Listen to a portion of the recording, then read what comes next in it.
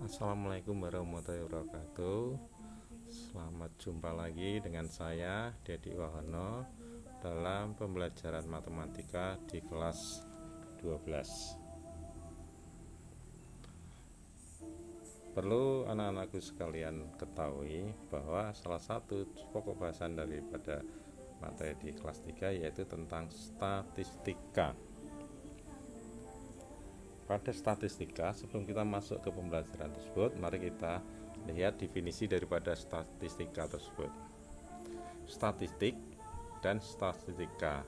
Di sini ada sedikit pengertian yang perlu anak-anakku sekalian perhatikan. Pada statistika, di sini ada 3 topik yang mau kita bahas. Yang pertama, pengumpulan data. Yang kedua, penyajian data. Yang ketiga, penggunaan data. Dalam pengumpulan data di sini ada dengan cara menggunakan angket, wawancara, dan observasi. Kemudian penyajian data bisa dalam bentuk tabel, diagram, grafik. Dan pengelolaan data di sini kita kelompokkan menjadi 2, yaitu data tunggal dan data kelompok. Penyajian data kelompok dalam bentuk tabel. Sebelumnya kita masuk data pengajian kelompok, terlebih dahulu kemarin sudah di video yang lalu sudah kita bahas tentang penyajian data tunggal. Sekarang dalam data kelompok. Dalam penyajian data kelompok, di sini ada beberapa step yang anak-anakku harus lakukan. Yang pertama, mengurutkan data. Data tersebut dari data yang terkecil ke data yang terbesar ataupun data yang terbesar ke data terkecil kita urutkan dan kita masukkan dalam bentuk tabel di bawah ini. Langkah yang kedua, kita menentukan banyaknya kelas. Banyaknya kelas bisa kita tentukan dengan menggunakan rumus atau perhitungan 1 ditambah 3,3 kalikan logaritma daripada jumlahnya data. Sebagai contoh, seperti data yang tadi, data yang di depan yaitu sebanyak 80 anak, sehingga 1 ditambah 3,3 log dari 80, maka kita peroleh yaitu 7 kelas, sehingga untuk data tersebut bisa kita kelompok menjadi 7 kelas. Kemudian setelah kita tahu banyaknya kelas, kemudian kita harus tahu banyaknya jenjang atau jangkauan daripada kelas tersebut atau panjangnya kelas tersebut, yaitu dengan cara jangkauan, yaitu data yang paling banyak dikurangi data yang paling kecil dibagi dengan banyaknya kelas, yaitu kita peroleh 8. Kemudian setelah kita tentukan jaraknya kelas tadi dari 7 kelas, mulai dari 36 atau 38 sampai 46 itu jangkauannya sebanyak 8. Jadi masing-masing kita kasih kelang 8. Kita perhatikan tabel di bawah ini. Dari 38 sampai 46 itu hanya ada 1 orang dan seterusnya. Kemudian dari data tersebut maka kita tentukan banyaknya frekuensi yang disebut dengan distribusi frekuensi. Untuk menentukan hal-hal tersebut, maka distribusi data dalam bentuk data kelompok bisa kita tentukan ukuran pemusatnya data tersebut, yaitu yang pertama min, median, dan modus. Kemudian ukuran letak data, kuartil, desil, dan persentil. Ukuran penyebaran data, jangkauan, simpangan rata, simpangan kuartil, varian, dan simpangan baku. Kita mulai satu persatu. Ukuran pemusatan data, min, median, ataupun modus. Untuk menentukan min, kita lihat rumus yang kita peroleh di situ, ya. Jumlah atau sigma daripada data tersebut dan dibagi dengan data-data yang ada. Kamu perhatikan contoh soal di bawah ini. Dari tabel yang sudah kita lihat, yang kita peroleh dari data awal tadi, maka untuk kelas pertama 1 frekuensi 1, kemudian kelas kedua frekuensinya 5, dan seterusnya.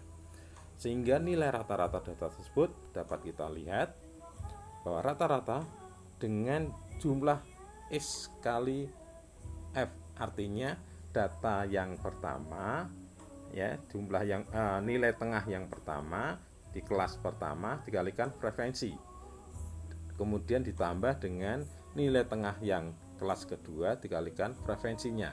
Contohnya nilai tengah yang pertama 42 dikalikan frekuensinya 1, maka kita boleh 42 dan seterusnya.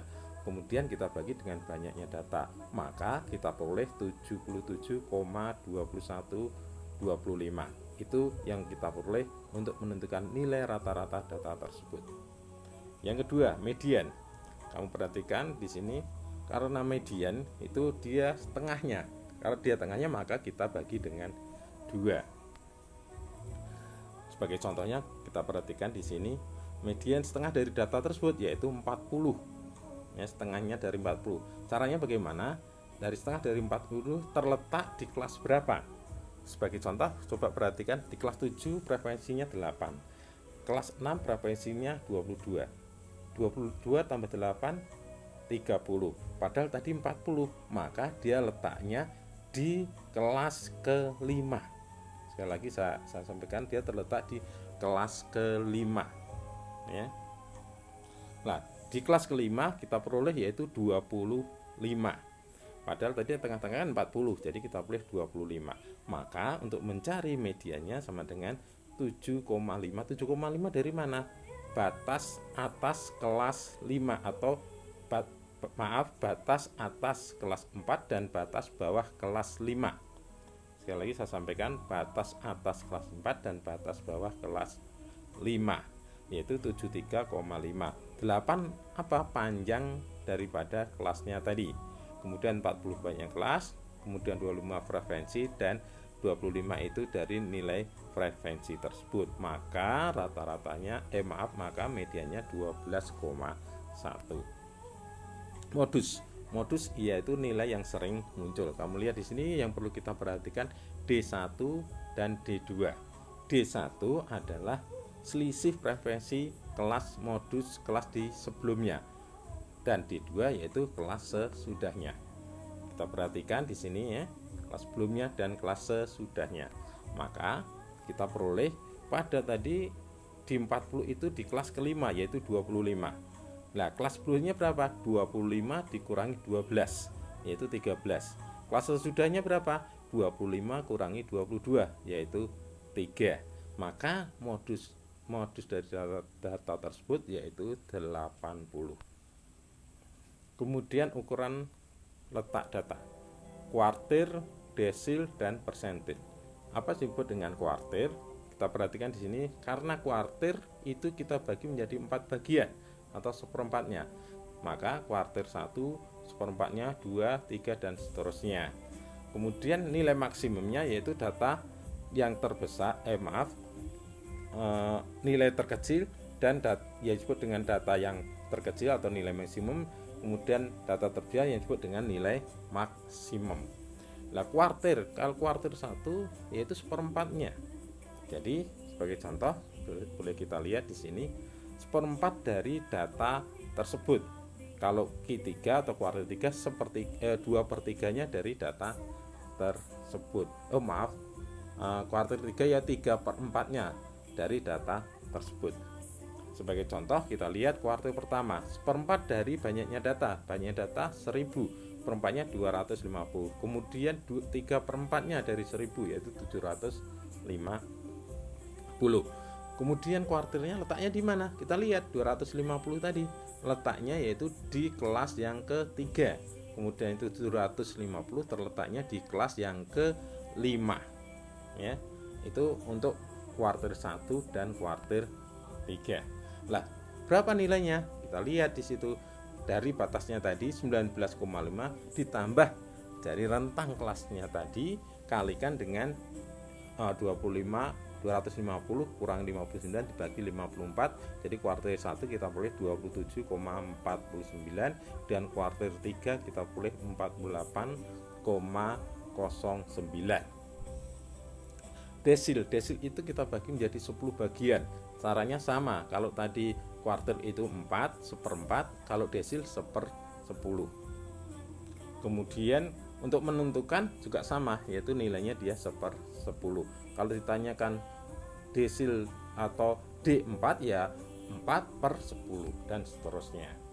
Kemudian persentil kita bagi menjadi 100 bagian, maka dia bukan seperempat, bukan 10, tapi 1/100. Kalau suruh menentukan P 55 ya 55/100 dan seterusnya. Untuk menentukan kuartil tersebut maka kita tentukan sama dengan kuartil, yaitu persentil yaitu per 100, kalau kuartil per 4.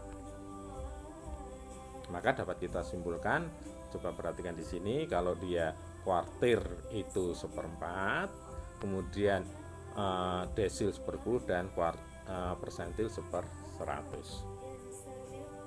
Ukuran penyebaran data.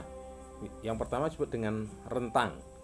Kemudian yang kedua simpangan rataan, simpangan kuartil, varian atau ragam, dan simpangan baku. Kita kupas satu persatu. Rentang yaitu nilai maksimum dikurangi nilai minimum, itu disebut dengan rentang atau ring atau jangkauan. Sebagai contoh, coba perhatikan di sini. Saya kira ini cukup mudah. Nilai maksimum dikurangi nilai minimum. Kemudian untuk nilai maksimum kita lihat dari nilai tengah kelas yang paling rendah. Nilai tengahnya tadi antara 38 dan 46. Kita bagi dengan 2, terendahnya yaitu 42. Itu mewakili nilai minimum. Kemudian maksimum karena dia antara 92 dan 100, kita bagi 2 yaitu 96, mewakili maksimum. Jadi rentangnya 96 kita kurangi 42. Rentang antar kuartil atau simpangan kuartil. Simpangan kuartil yaitu kuartil 3 dikurangi daripada kuartil 1. Kita lihat setelah data yang kita peroleh, kuartil 3-nya tadi terletak di, kita lihat contohnya di 40,09. Kuartil 1-nya 27,49. Maka simpangan kuartilnya sama dengan 20,6. Berikutnya simpangan rata. Simpangan rataan yaitu dengan, ingat di situ perlu kita perhatikan ada harga mutlak, dia akan selalu positif. Sebagai contoh bisa kita lihat di sini jumlah data tadi sudah kita lihat 80. Kemudian frekuensi kalikan nilai tengah yaitu jumlahnya sebanyak 6.177. Maka rata-rata dari itu 77,21,25. Sehingga kita peroleh simpang ratanya yaitu jumlahnya tadi. Kita lihat di situ karena dia harga mutlak. Kita lihat di situ nilai tengahnya 42 dikalikan dengan rata-ratanya tadi ya. Kita peroleh 35,21,25 dan seterusnya. Kemudian kita jumlahkan, kemudian kalikan dengan frekuensi. Pada kolom terakhir kita kalikan dengan frekuensi. Kalau yang kelas 1 frekuensi 1 kalikan 1, frekuensi 2 kalikan 5 yaitu 131,0625 dan seterusnya. Kemudian kita jumlahkan, ketemulah 770,625. Kita bagi dengan 80 sehingga kita boleh 9,6328125. Itu yang disebut dengan simpangan rataan. Sehingga kemudian berikutnya varian dan simpangan baku. Di sini pada varian kita perhatikan varian atau ragam itu menentukan nilai tersebut kita kalikan dengan jumlah daripada nilai itu. Sebagai contoh, kalau varian itu sama dengan simpangan baku akar dari nilai yang ada di data yang ketiga. Coba kita lihat contohnya. Sebagai contoh kita perhatikan di sini pada data yang tadi sebanyak n-nya tetap 80. Ya, kita lihat sini n80. Kemudian jumlahnya tadi sudah kita hitung 6.177. Rataan atau ratanya atau minnya 77,2125. Sehingga variannya bisa kita hitungkan, kita kuadratkan, kemudian di kolom yang keempat itu baru kita jumlahkan. Ya, kemudian setelah itu berikutnya kolom yang terakhir kita kalikan dengan frekuensinya, kemudian kita jumlahkan juga. Jumlah akhir kita bagi dengan 80. Itu yang disebut dengan varian. Ya, kita bagi 80 itu disebut dengan varian. maka diperoleh 156,3173438. Kemudian kita tentukan, kita akarkan, itu yang dikatakan dia sebagai simpangan baku, maka diperoleh 12,50269346. Demikian yang bisa saya sampaikan untuk video saya yang kali ini. Tapi ingat, jangan lupa subscribe ya, kemudian pesan saya like kan ya. Terima kasih. Assalamualaikum warahmatullahi wabarakatuh.